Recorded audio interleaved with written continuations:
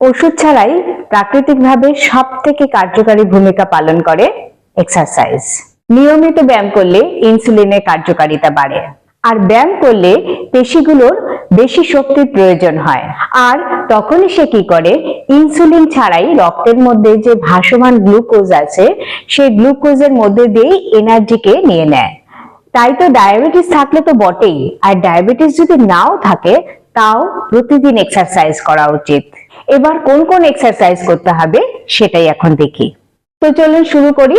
প্রথমে খুব হালকা এক্সারসাইজ দিয়ে শুরু করব, তারপরে ধীরে ধীরে যোগা বা একটু ভারী এক্সারসাইজের দিকে যাব। খুব ভারী এক্সারসাইজ আমি দেখাবোই না এখানে, খুব হালকা এক্সারসাইজ দেখাবো যাতে কিনা ছোট থেকে বড়, মানে কম বয়সী থেকে বেশি বয়সী প্রত্যেকে এই এক্সারসাইজ গুলো করতে পারেন।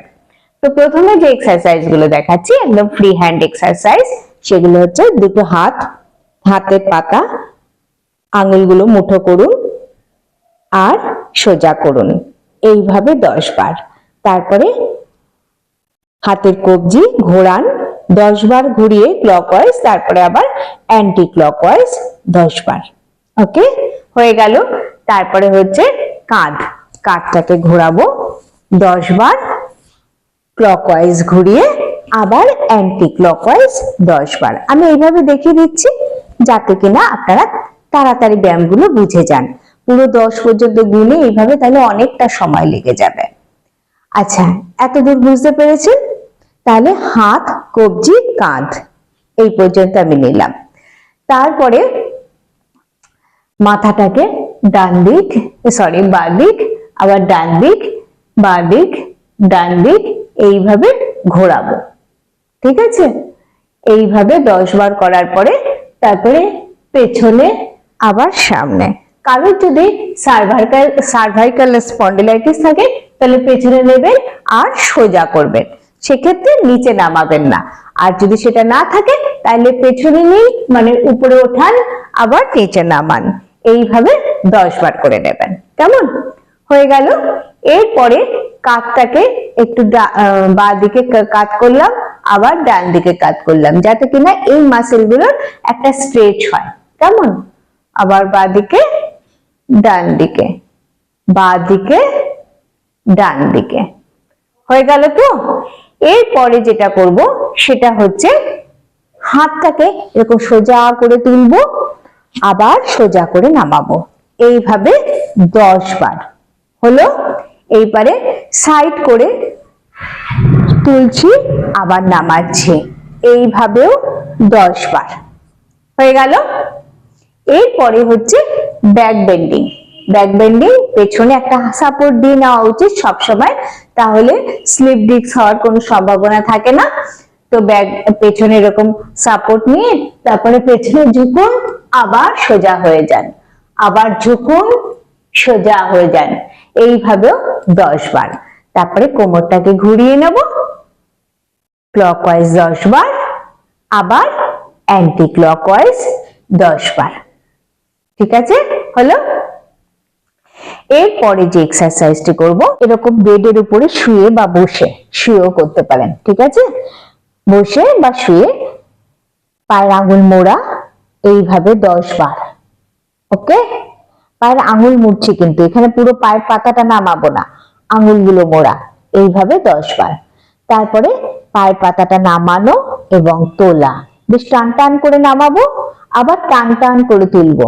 অনেক সময় আমরা এরকম করি। ঠিক আছে? একটু খেয়াল করবেন, বিশেষ করে বয়স্ক লোকেরা, তারা খুব এরকম করেন। আমি খুব বকা দিই তাদের সামনাসামনি থাকলে, যে কেন এইভাবে করেন। আপনি পুরো পায়ের পাতাটা নামাবেন এবং পুরো পায়ের পাতা তুলবেন। হ্যাঁ, ঠিক আছে? এইভাবে কিন্তু মনে রাখবেন আপনারাও। তাহলে এইভাবে 10 বার। তারপরে পায়ের পাতাটা ঘোরানো, ম্যাক্সিমাম যতটা গোল করা সম্ভব, বেশ টান টান করে পায়ের মাসেল গুলো যেন আলাদা করে বুঝতে পারে যে আমি ভালোভাবে ঘোরাচ্ছি। এমন নয় যে এরকম খুব স্পিডে এবং খুব অল্প অল্প ছোট ছোট গোল নয়। ঠিক আছে? বেশ বড় বড় গোল করে ঘোরাবো। এই ভুলগুলো হয় বলে আমি বলে দিচ্ছি। এইভাবে ক্লকওয়াইজ 10 বার করার পরে তারপরে আবার অ্যান্টি ক্লকওয়াইজ 10 বার।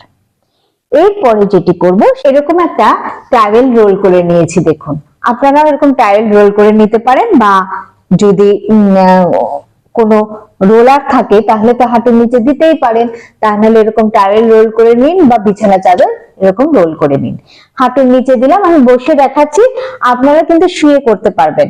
শুয়ে করলে কিন্তু অনেকটা বডি রেস্ট পায়, ঠিক আছে? তাহলে এইভাবে টাওয়েলটা হাঁটুর নিচে রেখে হাঁটুটাকে দেখুন চাপছি, আমার কিন্তু গোড়ালি উঠছে না, হাঁটুটাকে চাপছি, চেপে 10 গুনবো, ঠিক আছে? 10 গুনে তারপরে রিল্যাক্স। এটা একবার হলো, আবার চাপবো, 10 গুনবো, আবার রিল্যাক্স, এটা দুবার হলো। এইভাবে 20 বার করবো অন্তত। এবারে যদি একবারে 20 বার সম্ভব না হয় তাহলে ভেঙে ভেঙে করুন, অসুবিধা নেই, কিন্তু সারাদিনে 20 বার অন্তত করতে হবে। আচ্ছা, হয়ে গেল। এরপরে যেটা করব সেটা হচ্ছে জানুশির আসন। জানুশির আসন কেমন হয়? একটা পা দেখুন ভাঁজ করে একদম আমি বডির সাথে এরকম টাচ করিয়ে রাখলাম, আর একটা পা সোজা। ওকে, এইবারে কি করব, দুটো হাতকে উপরে তুলে ধীরে ধীরে ধীরে ধীরে আমি হাতটাকে দেখুন সামনে এগিয়ে পায়ের পাতাটাকে ধরছি। এইবারে ধরে এবার টার্গেট হচ্ছে আমার মাথাটা, কপালটা আমি হাঁটুর সাথে ঠেকাবো।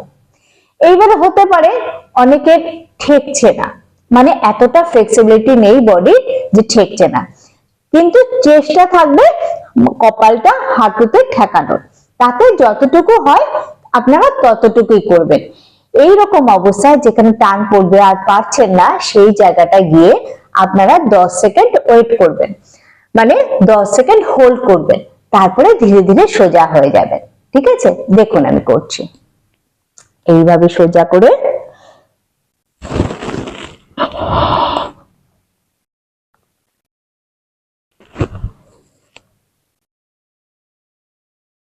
ঠিক আছে, এইভাবে দুটো পাই করে নেবেন।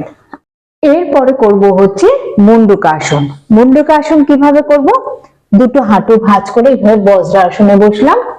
বজ্রাসনে বসে দুটো হাতকে দেখুন এইভাবে ভাঁজ করে, মানে বুড়ো আঙুলটা ভেতরে ঢুকিয়ে নিলাম, আর চারটে আঙুল এইভাবে মুঠো করে নিলাম।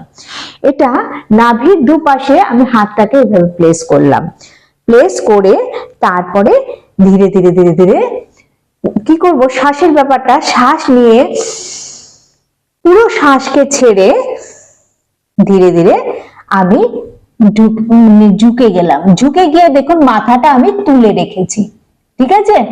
এইভাবে আর কোনোই দুটো দু সাইডে এইভাবে একটু ছড়িয়ে দিলাম, দিয়ে এইভাবে এইভাবে 10 সেকেন্ড হোল্ড করব। 10 সেকেন্ড হোল্ড করার পরে সোজা হয়ে গেলাম। ঠিক আছে, এইভাবে আপনারা করতে পারেন মুন্ডুকাসন। এইবারে কথা হচ্ছে যাদের হাঁটুতে ব্যথা তারা কিভাবে করবেন। তারা তো এভাবে বসতে পারবেন না, তারা বেডে পা ঝুলিয়ে বসে সেম ব্যাপারটা করুন, তাতেও কিন্তু অনেক লাভ হবে। ঠিক আছে, একদম ছেড়ে দেবেন না এটাকে। বেডে যদি পা ঝুলিয়ে বসেন তাহলে কারোর করতে কোনো সমস্যা হবে না, তখন আপনারা এই আসনটা ইজিলি করতে পারবেন। অথবা পদ্মাসনে বসে, এইভাবে পদ্মাসনে বসে তারপরে দুটো হাতকে আপনি এইভাবে রেখে, মানে নাভির উপরে, মানে তলপেটে, নাভির উপরে নয় সরি, তলপেটে হাতটা রেখে এবারে সেম প্রসেসে শ্বাস নিয়ে আবার শ্বাস ছেড়ে আপনি ঝুঁকে যান। ঝুঁকে একদম মাথাটাকে নিচে নামিয়ে দিন যতটা সম্ভব। এইভাবে 10 সেকেন্ড হোল্ড করে তারপরে আপনি সোজা হয়ে যান। আপনারা এটাও করতে পারেন। ঠিক আছে, দুটোই একই রকম উপকার দেবে আপনাকে। আচ্ছা, হয়ে গেল। এরপরে করব হচ্ছে পবন মুক্ত আসন। সোজা হয়ে শুয়ে পড়লাম। এবারে একটা পা ভাঁজ করে আমি বুকের কাছে টানবো। এইভাবে ডান পা আমি টানলাম, বাঁ পা একদম সোজা, শ্বাস প্রশ্বাস স্বাভাবিক। ঠিক আছে, এরকম অবস্থায় 10 সেকেন্ড থেকে পা সোজা করে নিলাম। এবারে আরেকটি পা 10 সেকেন্ড হোল্ড এন্ড রিল্যাক্স। হয়ে গেল পবন মুক্ত আসন। এবারে যাদের উচ্চ রক্তচাপ আছে তারা বাদ দিয়ে বাকি সবাই করতে পারে। সেটা হচ্ছে দুটো হাঁটু ভাঁজ করে একদম বুকের কাছে টেনে নিন, 10 সেকেন্ড হোল্ড করুন এন্ড রিল্যাক্স। এটা উচ্চ রক্তচাপ, হাই ব্লাড প্রেশার যাদের আছে তারা করবেন না, ঠিক আছে? কেন কি তাতে অসুবিধা হবে। আচ্ছা, এটা আরেকটা করা যায় যে যাদের হাঁটু ব্যথা আছে তারা কিভাবে তুলবেন। তারা তো এইভাবে তোলা উচিত নয়, হাঁটু ভাঁজ করে এইভাবে তোলা উচিত নয়। তারা থাইয়ের নিচ থেকে পাটিকে ধরে এইভাবে বুকের কাছে নিয়ে আসুন। তাতে দেখবেন এই হাঁটু ব্যথায় হাঁটুর উপর চাপও পড়বে না আর হাঁটু ব্যথার কোনো সমস্যাও হবে না। হয়ে গেল। এইবারে দুটো পাকে ভাঁজ করে এইভাবে রাখলাম, পা দুটো জোড়া, দুটো সাইডে দুটো হাত নিয়ে নিলাম। এইবারে কি করব, দুটো পাকেই একসাথে আমি বাঁ দিকে নিয়ে যাচ্ছি আর মাথা দেখেন ডান দিকে। ওকে, আবার দুটো পাকেই আমি ডান দিকে নিয়ে এলাম, মাথা বাঁ দিকে ঘুরিয়ে দিলাম। এইভাবে ব্যায়ামটি করতে হবে 10 বার। ডান দিক বাঁ দিক মিলিয়ে একবার, আবার ডান দিক বাঁ দিক মিলিয়ে দুবার, এইভাবে 10 বার। ঠিক আছে? এরপরে নেক্সট যেটি করব সেটি হচ্ছে পেলভিক টিল্ট এক্সারসাইজ। দুটো পাকে এইভাবে ভাঁজ করা থাকবে আর পায়ের মধ্যে না একটা গ্যাপ রয়েছে, ঠিক আছে? এরকম একটু এক হাতও না, একটু কম গ্যাপ আছে। এইবারে দুটো হাত পাশে রাখবো, শ্বাস নিতে নিতে কোমরটা তুলে শ্বাস প্রশ্বাস স্বাভাবিক। এইভাবে 10 সেকেন্ড হোল্ড করার পরে এন্ড রিল্যাক্স। ওকে, হয়ে গেল। এরপরে যেটি করব সেটি হচ্ছে ভুজঙ্গাসন। ভুজঙ্গাসন কিভাবে করছি, উপর হয়ে শুয়ে পড়লাম। এইবারে হাত দুটো দেখুন কাঁধ বরাবর রেখেছি আর হাতের কোণে দুটো বডির সাথে থাকবে আর পা দুটো না জোড়া থাকবে, পায়ের পাতা দুটো, ঠিক আছে? এইবারে শ্বাস নিতে নিতে আপনি ওঠান, হাতের উপর ওয়েটটা একটু হালকাই রাখবেন আর নাভি পর্যন্ত ম্যাক্সিমাম তুলবেন। তুলে 10 সেকেন্ড এইভাবে হোল্ড করার পরে এন্ড রিল্যাক্স। এইভাবে 5 বার করবেন। এরপরে যেটি দেখাচ্ছি সেটি হচ্ছে শলভাসন। শলভাসন কিভাবে করব, দুটো হাতকে আমি একদম থাইয়ের নিচে নিয়ে এলাম, থাইয়ের নিচে নিয়ে এসে এইবারে থুতনিটা আমি লাগিয়ে দেব একদম বেডের সাথে আর একটা পা সোজা করে তুলবো। দেখুন হাঁটু ভাঙেনি, হাঁটু কিন্তু সোজা থাকবে। এইভাবে 10 সেকেন্ড হোল্ড করার পরে নামিয়ে দেব। এবারে আরেকটি পাও তুলে দিলাম, 10 সেকেন্ড হোল্ড এন্ড রিল্যাক্স। আচ্ছা, এখানে আপনাদের প্রশ্ন থাকতে পারে, আমি থুতনিটা একটু তুলে রেখেছি। আপনাদের করতে যদি কষ্ট হয় তাহলে তুলে রাখুন, আর তা না হলে থুতনিটা বেডের সাথে লাগিয়ে রাখবেন। আমার মাইকটাতে খুব প্রবলেম হয়, থুতনি লাগিয়ে দিলে আমি দেখেছি সাউন্ড ভালো আসে না, তো তার জন্য আমি একটু তুলে রেখেছি। আপনারা এইভাবে থুতনিটা লাগিয়ে তারপরে পা তুলবেন, কেমন? আচ্ছা, হয়ে গেল। এই ছিল মোটামুটি এক্সারসাইজ।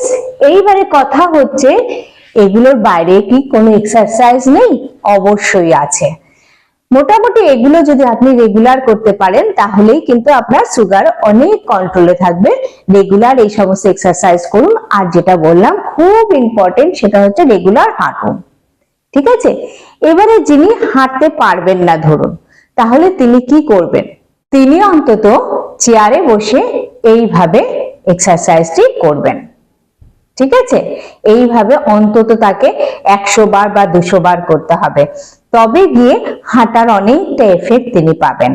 এই এক্সারসাইজ খুব ইম্পর্টেন্ট, রেগুলার হাঁটাটা খুব ইম্পর্টেন্ট। তার জন্যই আমি এইভাবে দেখালাম যে আপনারা অন্তত চেয়ারে বসে এইভাবে হাঁটতে পারেন, ঠিক আছে? আর তা না হলে রেগুলার এইভাবে জগিং করুন ঘরে। যদি ঘরের বাইরে আপনার বেরোনোর মতন সুযোগ না থাকে তা রেগুলার এইভাবেও জগিং করতে পারেন। তো এই সমস্ত অপশন গুলো আপনারা নিজেদের মন মতো আপনারা কিন্তু খুঁজে নিতে পারেন। হ্যাঁ, তো এগুলো করুন, রেগুলার এক্সারসাইজ করুন, দেখবেন সুগার থেকে প্রাকৃতিক ভাবে আপনি কিন্তু সুগারকে সরিয়ে দিতে পারবেন।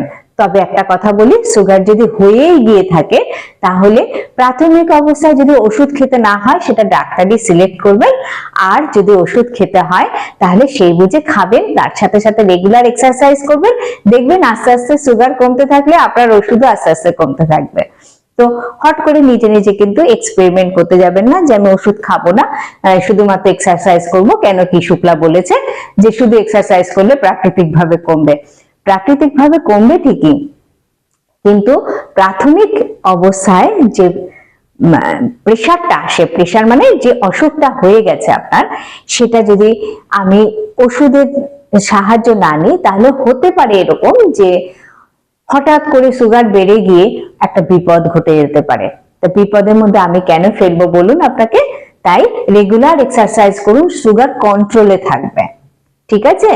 আর ধীরে ধীরে আপনার ওষুধটা জীবন থেকে বিদায় নিয়ে নেবে। তো ভালো থাকুন, সুস্থ থাকুন, আবার দেখা হচ্ছে অন্য আরেকটি ভিডিওতে।